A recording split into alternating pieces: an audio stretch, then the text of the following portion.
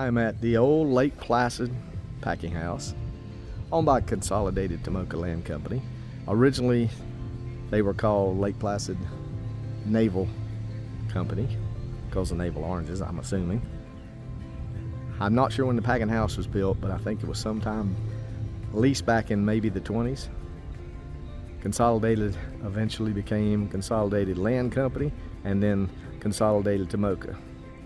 They also developed Daytona up in Daytona, close to Daytona Beach, which is a subdivision up there where their headquarters originally were.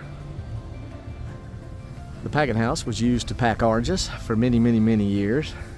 Consolidated had quite a few acres of oranges all around Lake Placid in every direction. It hasn't been used for quite a while because they eventually built a new packing house down on 70.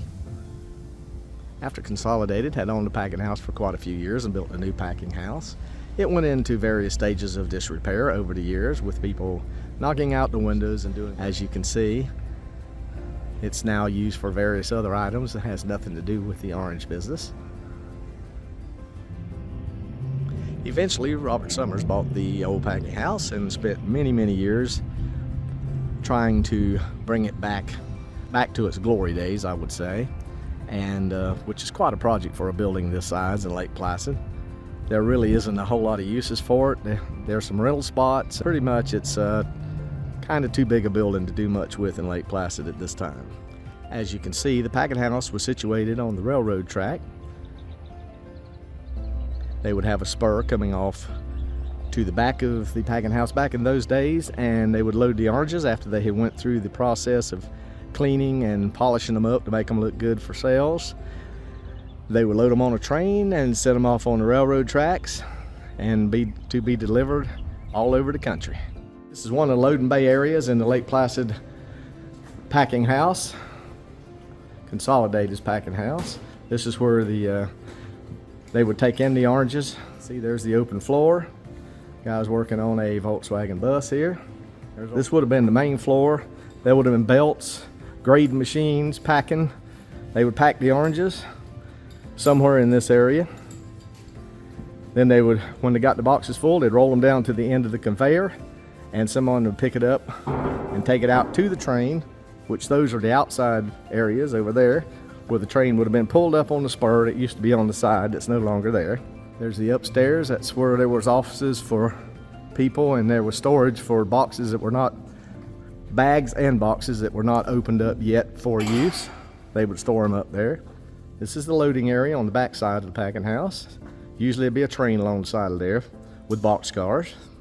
And there's a spiral staircase to go upstairs. We'll take you upstairs in just a second.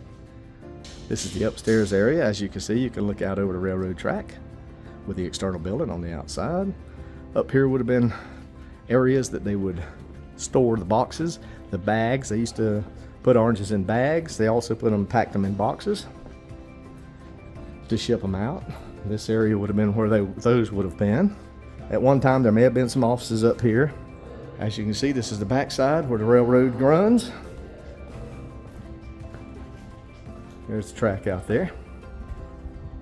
More video of the main floor. The top part of the roof is made out of 2x10s, possibly. But anyway, it's lasted a lot of years. See plenty of brick. Some of the walls in this place are supposedly 1.5 feet thick. Another view of the walls from the other side of the building.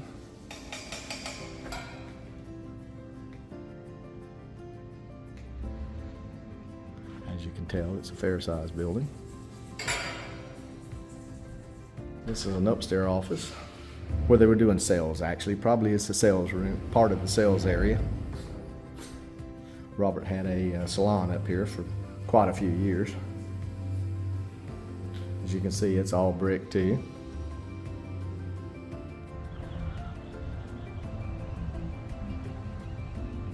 These would have been the loading ramps where they would load the train. There would have been a spur coming off to the side up to the wall there. The train would come up, drop off cars. They would load the cars up, and then they would take them to various spots all over the country for sales. far as I know, most of it was fresh fruit. There probably also was Valencias and so forth that was sold for concentrate, but I'm not sure.